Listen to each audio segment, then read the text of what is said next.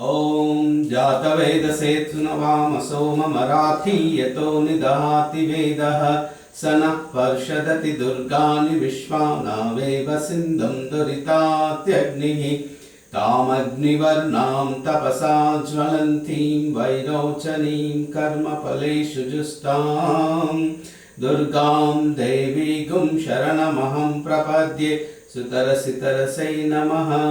अग्ने त्वं पारयानव्यो अस्मान् स्वस्ति विरति दुर्गाणि विश्वा पूश्च पृथिवी बहुलानवुर्वी भवातोकायतनयाय संयोः विश्वानि नो दुर्गाः जातवेदसिन्धुन्ननावादुरितातिपर्षि अग्ने अत्रिवन्मनसा गृणानोऽस्माकं बोध्यविता तनूनां ऋतनाजितगुं सहमानमुग्रमग्निगुं युवेम परमात् सदस्यात् स नः पर्षदति दुर्गाणि विश्वा क्षामद्देवो अतिदुरितात्यग्निः प्रत्नोषिकमीड्यो अध्वरेषु सनाश्च होतनव्यश्च सत्सि स्वां चाग्ने तनुवं पिप्रियस्वास्मभ्यं सचोभगमायजस्व गोभिर्जुष्टमैजो निषिक्तं तवेन्द्र विष्णु